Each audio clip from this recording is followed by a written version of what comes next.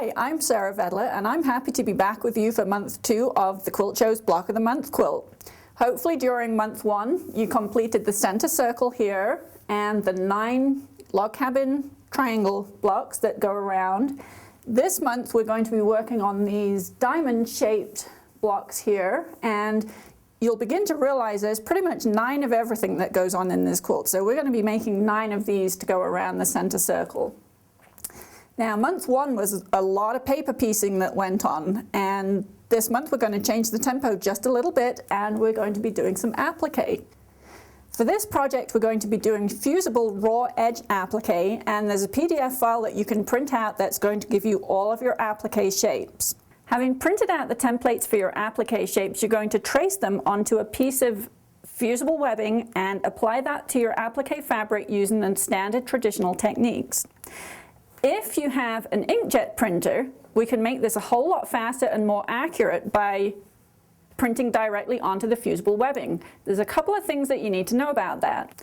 So in order to print onto the fusible webbing, most inkjet printers won't take a sheet of fusible webbing by itself. So what we're going to do is we're going to tape it to a piece of regular printer paper. Now I've cut the fusible webbing so that it's about 1/2 inch shorter than the piece of paper. I'm going to just lay it right on the top, and then I'm going to take some regular transparent tape and pop that right on the top edge there.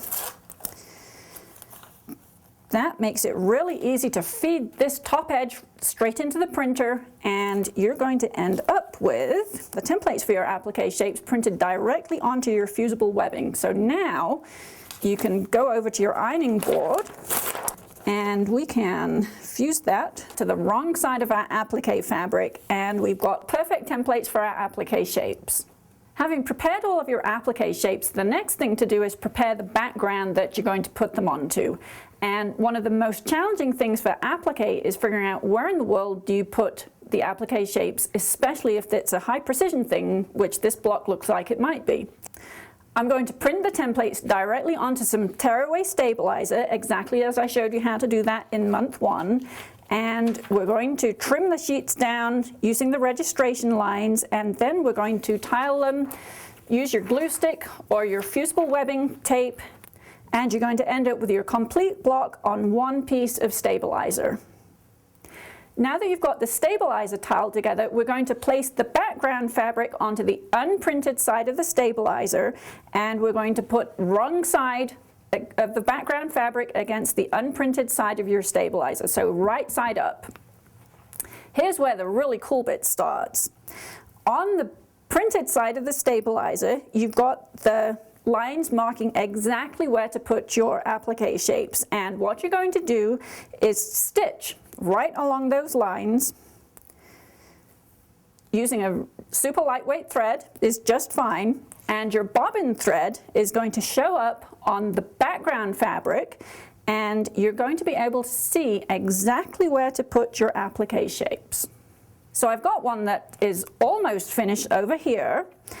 You want to make sure that you layer the applique shapes in the correct order, so the orange spikes have gone on first because those go underneath.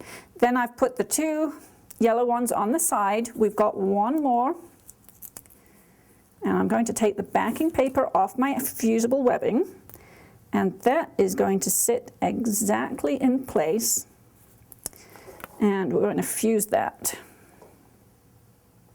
Now the last piece that's going to go in place, I've lost my stitching line because I've fused a bunch of pieces over the top of it. So what I'm going to do is I'm going to go back to the sewing machine.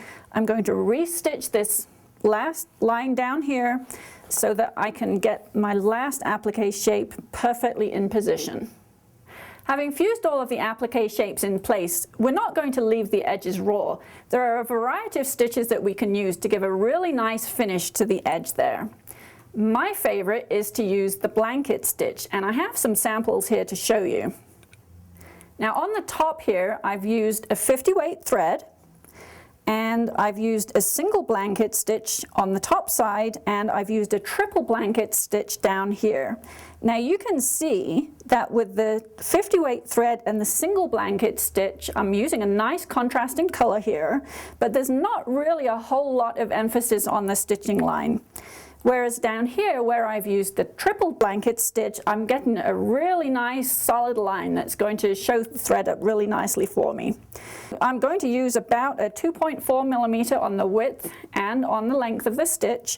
Over here, I'm showing you it's a little bit bigger, which helps to show you that the triple blanket stitch really does give you a much nicer line here. Now the problem with the triple blanket stitch is it takes a really long time because every single stitch you're doing 3 times. So in order to make that go a little bit faster, you can use a 28 weight thread and do the single blanket stitch. So here you can see how the single blanket stitch with the 28 weight thread is looking pretty much the same as the triple blanket stitch with the 50 weight thread, only it's happening 3 times faster. So I hope you'll consider using this technique with the 28 weight thread and the single blanket stitch on your project. I'd like to tell you a funny story about my quilt. When I was making it, I decided to be clever, and since there are 9 blocks around, I thought let's split them into 3, have 3 blocks each of 3 different colors of thread. If you're going to do that, when you're laying the project out at the end and you're ready to sew everything together, make sure that you've put all of your blocks in order.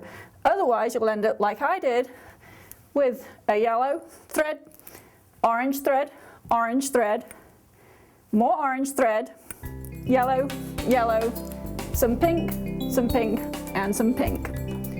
Where's the order in that?